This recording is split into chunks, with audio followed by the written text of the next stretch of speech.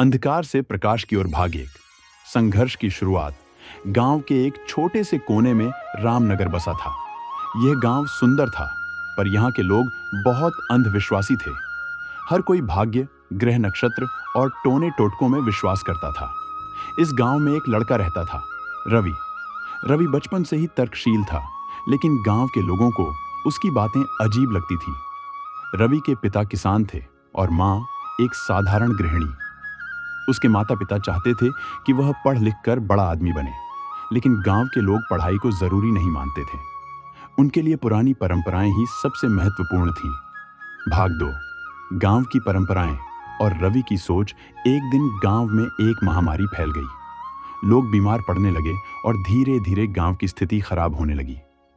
गांव के बुजुर्गों ने फैसला किया कि यह कोई बुरी आत्मा का प्रकोप है और इसका समाधान केवल एक विशेष यज्ञ से ही हो सकता है। रवि ने इसका विरोध किया। उसने कहा, हमें डॉक्टर बुलाना चाहिए और बीमार लोगों का इलाज करवाना चाहिए। लेकिन गांव के मुखिया बोले, तू अभी बच्चा है, तुझे कुछ नहीं पता।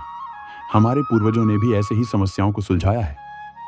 रवि के माता पिता को भी डर था कि यदि उन्होंने उसका साथ दिया तो गांव वाले उन्हें अलग थलग कर देंगे। भाग 3। रवि की पहल। रवि ने हिम्मत नहीं हारी। उसने अपने शिक्षक से मदद मांगी। शिक्षक ने समझाया, बेटा, अंधविश्वास को मिटाने के लिए केवल तर्क नहीं, बल्कि सही उदाहरण भी जरूरी होता है।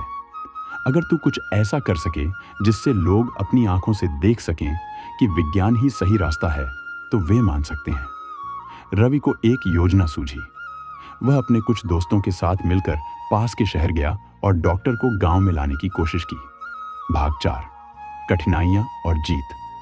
जब रवि डॉक्टर को लेकर गांव पहुंचा तो गांव वालों ने उसे रोकने की कोशिश की, लेकिन तभी एक बड़ी घटना घटी। गांव के मुखिया की बेटी की तबीयत बहुत बिगड़ गई। वे खुद बहुत घबरा गए और तुरंत डॉक्टर से इलाज करवाने को तैयार हो गए। डॉक्टर ने दवा दी और 2 दिनों के भीतर वह ठीक हो गई। यह देखकर गांव वालों को एहसास हुआ कि विज्ञान ही असली समाधान है, न कि अंधविश्वास। गांव के लोग धीरे धीरे रवि की बात मानने लगे। उन्होंने पढ़ाई लिखाई पर ध्यान देना शुरू किया और विज्ञान को अपनाने का फैसला किया। भाग 5। सीख। रवि ने अपने हौसले और बुद्धिमत्ता से गांव को अंधविश्वास से निकालकर तर्क और विज्ञान की ओर मोड़ा। शिक्षा।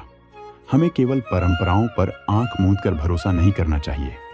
हर बात को तर्क और विज्ञान के आधार पर परखना जरूरी होता है।